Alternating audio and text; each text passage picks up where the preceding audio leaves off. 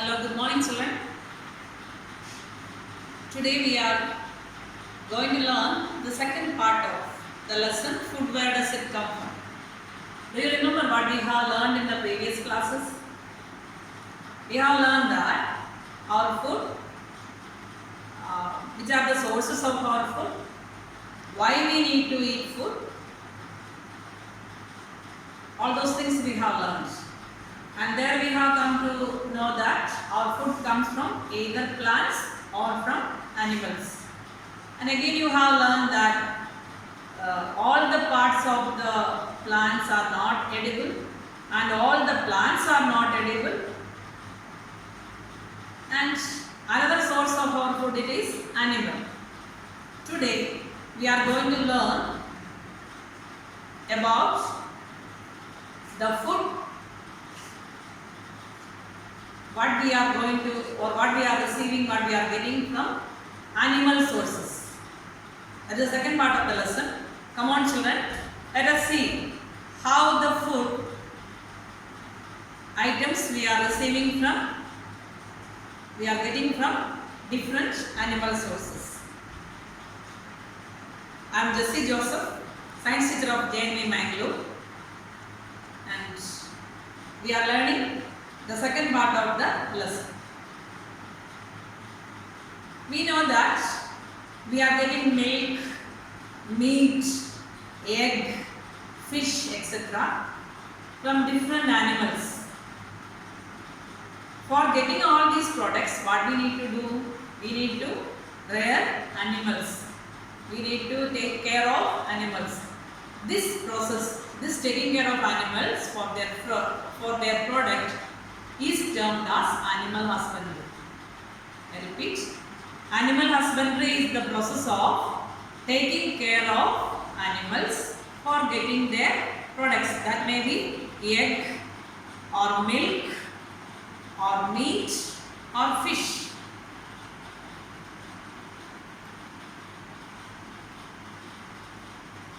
Do you all like to eat fish? You know that is an aquatic animal. Let us see a video. Images of an underwater photographer standing next to a colossal tornado of fish has been making its rounds on the internet. It has left many people in disbelief due to the sheer magnitude of its wonder. The researcher Octavio Alberto, who captured it all, assures everyone that it is a natural event and has released the footage to put everyone's doubt to rest. He has been witnessing this phenomenon for the last 3 years while working to protect the marine reserves of Cabo Pollo National Park in Mexico. He explains these are jellyfish, performing the rituals of their courtship behavior. The conditions happen to be just right on this particular day, and after an hour of following the fish around, they began to execute this display. Octavio hopes his images provoke people to start thinking about the environment, more specifically in this case the ocean, when the fish populate. I hope you understood that fish, an aquatic animal. You are seeing the video of deep sea, how they are moving in group. We do capture them and we do eat, I'll say, nutritious foods. Okay, the food is a non-vegetarian item of food we get from either marine or sea or water or from fresh water, which we can rear fish even in the fresh water like pond, lake, etc. The health and marine ecosystems. Another animal product what we see or use is honey. Children, all of you like to eat honey, right? Because it is very sweet. That's all you know. But you have to know that it's very sweet, very nutritious, helps us to protect our body, prevent us from diseases, and it is having very high nutritional importance in our life. Let us see how it is made in nature. If you're a honey, this is your field of drinking.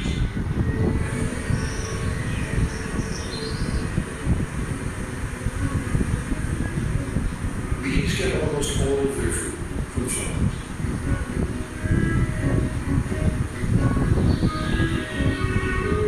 Attracted by the bright colors and sweet smells, the bee thrusts its body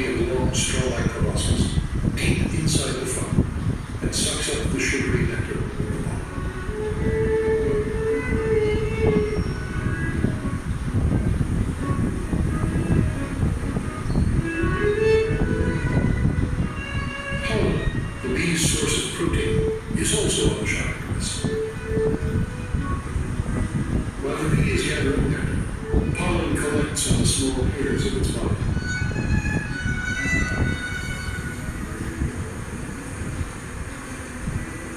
To carry it safely, the bee stows it away in sacks on its hind legs. A bee can carry its own weight in pollen and nectar, and still fly, barely.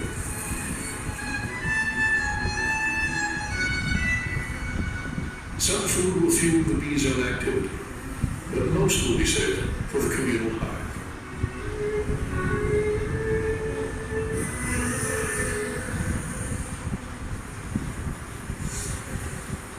As soon as they return, the foragers prepare to unload their cargo. Other workers are waiting to help them. A full load of nectar fills nearly half of a bee's abdomen.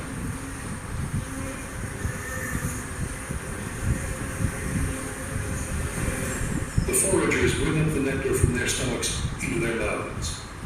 Household bees then suck it up.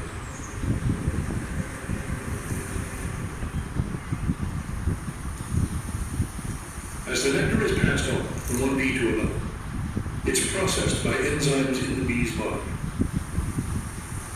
The nectar is then tipped into storage cells. It takes about 5 days for it to thicken and ripen into honey. When the process is complete, the honey cell is sealed with wax, like a lid on a jar, to be opened when needed.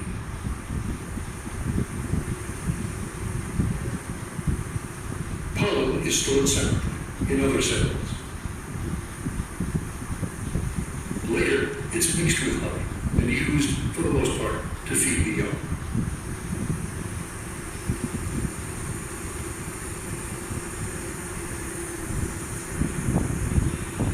The bees pack it down to make room for the next load, and the next.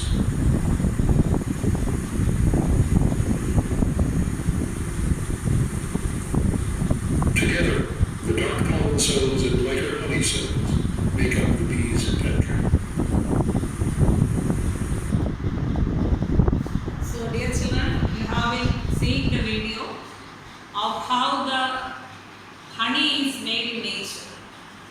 Which animal process or makes honey? You have seen that honeybees, they go from flower to flower.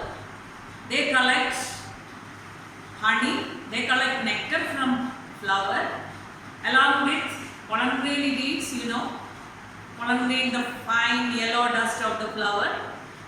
Then it sucks the nectar from the flower, it go back to its hive, bee hive. There that nectar what they suck from the flower, it undergoes some changes, chemical changes or modifications with the help of the enzymes, digestive enzymes of this honeybee. And you have seen that honey is set out to collect in the combs. You can see here on the screen the honey soaked combs, and which can be collected by us at the maturity of the collection human beings, and we can extract the honey for our use. So you can see here a person who is working in the field where a large number of boxes for the purpose of keeping honeybees, you can see that it is being kept here. And this kind of large scale rearing of honeybees for the commercial production of honey, we call it as apiculture. Apiculture is the large scale rearing or keeping of honeybees for the production of commercial production of honey. I hope it is clear. You can see here the picture. This is the way in which you see in nature honeybees are collected together on some branches and all in the forest or in the roadsides, etc. You might have seen. Here the person is rearing it and separating out the bee hives, you can see. So honey is a food product what we get from animal. The honeybee is the animal which help us to get the honey. Now listen to the next video.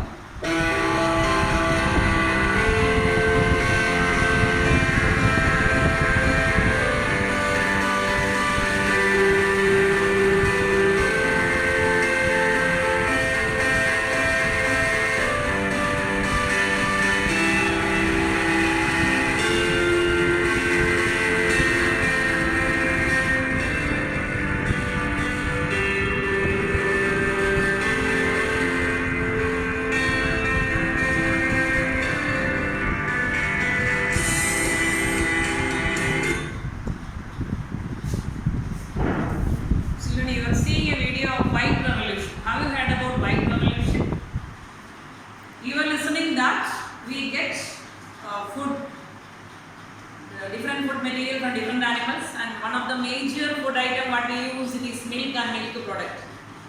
When our country's population were unable to get sufficient milk from the cows what we were hearing in our country, the technology came to help us. Like what we have been listening in the previous class, we have been listening about green revolution. You see, in due to the developments of the technology of animal husbandry, under the guidance of Dr. Varghese Kurian, we could get high yielding varieties of milk giving animals, and we could produce excess amount of milk in our country, what is more than the demand for the people of our country. That increased production of milk using the developed technology of agricultural animal husbandry, and also by the use of high yielding varieties of animals, milk yielding animals, it is termed as white revolution. So, you have been seeing the animal derived food, fish you have seen, again egg, meat and honey, milk, all these are animal products. What we are getting, we are using in our day-to-day life. Now let us see, our food comes only from these two sources. Your textbook lessons said to you that you are getting your food from either plants or animals. Let us see whether we are getting our food only from plants or animals alone. You see here, many of you might have tasted mushroom Manchurian or different varieties of mushroom. Can you tell me what is this mushroom? Is it a plant or is it an animal? Children, mushroom is not a plant, it is not an animal also. It is a fungus. Normally almost all fungus are microscopic, but mushroom is a macroscopic fungus. The fungus which we can see by our naked eye. There are some other fungus also which we can see by our naked eye. So all the fungus are not eatable. Some of the fungus they are harmful to us, but many of them are useful to us too. Say like yeast with which we process our food, like bread or idli, dosa, all those food fermentation, or making fermented drinks, we get help from another fungus called yeast. So other than plants and animals, you see some of the fungus also are edible, but not always. Remember, not all the fungus are not eatable. So one example for eatable fungus it is mushroom. Another one I have told you, yeast. And even among the mushroom, all the mushrooms are not eatable. Some are highly poisonous which can even kill us. So you have been hearing about the sources of food, plants, animals, and now you have seen the third source, though it is not a major source, it is fungus like mushroom or yeast. Now have you seen, you might have seen in English films and all, other people of other country like China, Japan, America, etc., they prefer to have seaweeds. Like we eat salad by cabbage leaves, we will get aquatic plants. Aquatic plants are known as seaweeds, but these seaweeds are scientifically, they are not plants. They are the primitive plants. We can, modern science call them as algae. They too are microscopic. Many number of algae are microscopic. Only some algae are macroscopic, as you see on the screen. Like that, many of the algae which are seen in the sea, we call it as seaweeds. They are highly rich in nutrients like iodine, calcium and other minerals, and it is edible. So, other than plants and animals, today you have seen another source of food, it is fungus, and the next one, algae. Algae which are seen, which are grown, which are naturally growing in the sea. We call them as seaweeds. So I hope it is clear to you. We can see other than algae we get a number of aquatic products like prawn, crab, mussels. See, many of them are consumed by almost all the people all over the world, and they are highly nutritious and highly healthiest among the foods. So children, you understand that we get our food from plants. Majority of the food we get from plants, while some of the food we are getting from the source of animals. That may be milk or egg, meat, etc. Other than this plant and animal derived food, we get food from fungus like mushroom and also marine algae which we call seaweeds. Now let us come to the food of animals. We were learning till now, discussing till now about how do we get food, from where do we get food. Now let us see what do animals eat. You know, in this world, the nutrition or the way of getting food or eating can be called as nutrition, and it can be classified as two major types. One is autotrophic mode of nutrition, second one is heterotrophic mode of nutrition. Autotrophic or autotrophs means those who are able to prepare their food by the process of photosynthesis. Can you tell me who can do photosynthesis?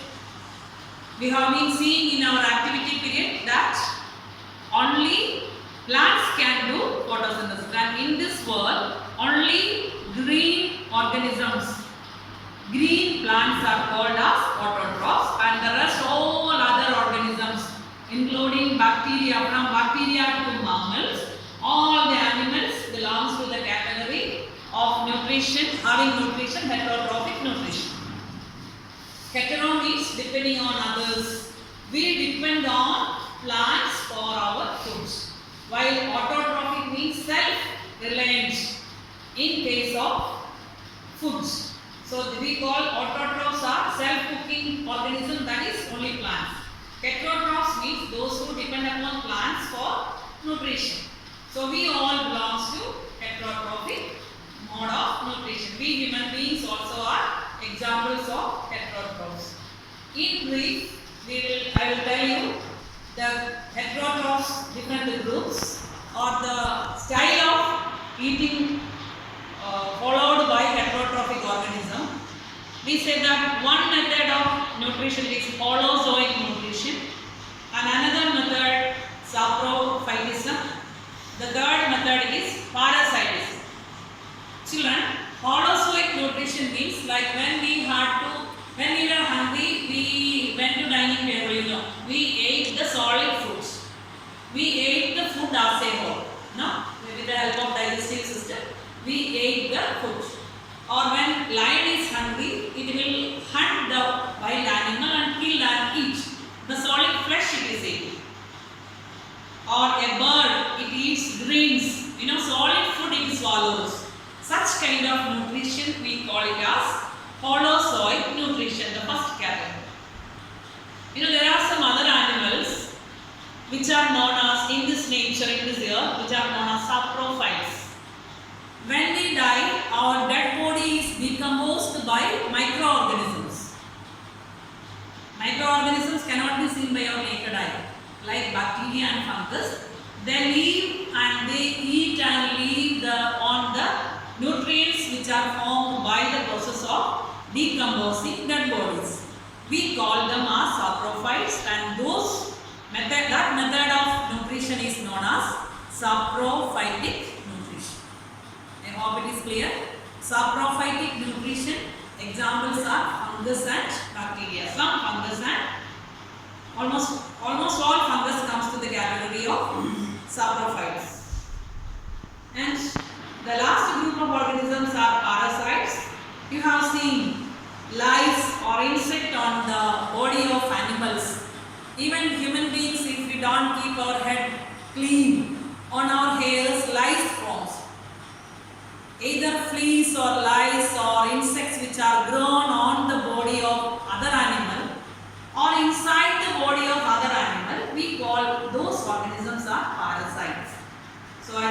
repeat children.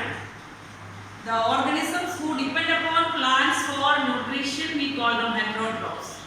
Heterotrophs are of three types. They may be holozoic, they may be saprophytes, or they may be parasites. I hope it is clear. Under holozoic nutrition, like human beings or other animals who eat solid foods and digest it, we can categorize them as three different categories. Those who are eating, consuming solid food and digest and derive the nutrition for their growth and maintenance. They can be classified. These holozoic animals can be classified into three major categories. Let us see what are them.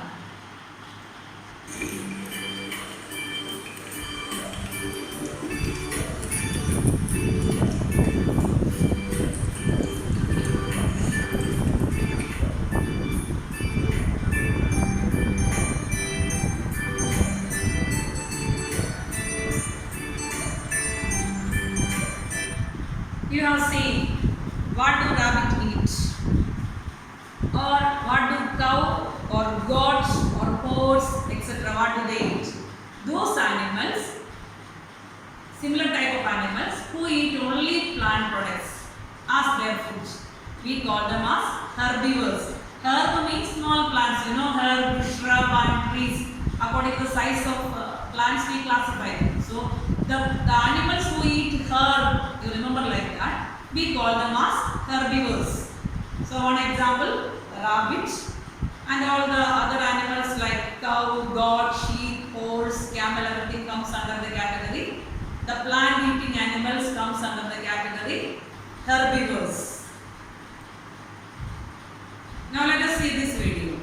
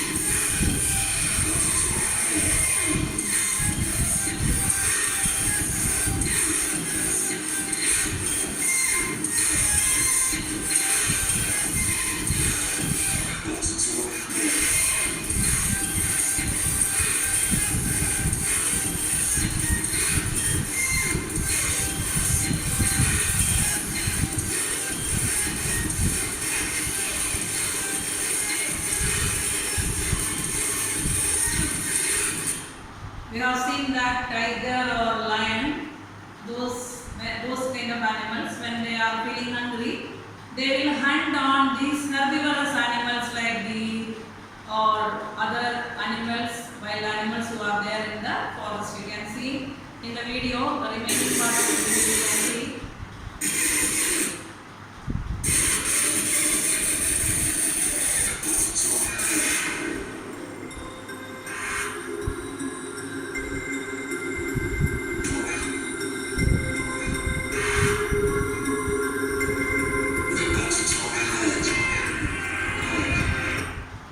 Either zebra or wild beast or any other animal becomes the food of carnivores. Such kind of animals which eat the flesh of other animal, we call them as carnivores.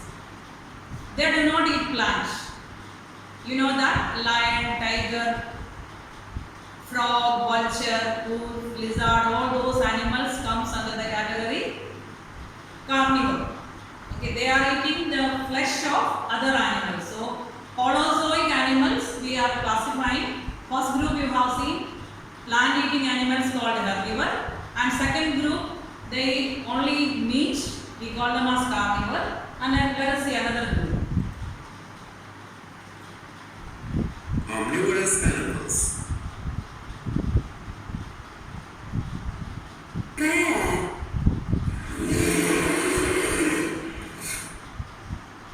Bear. Fox.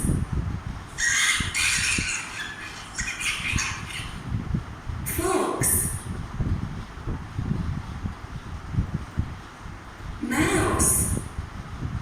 You have seen the animals like dog, crow, sparrow, bear, goose, and etc.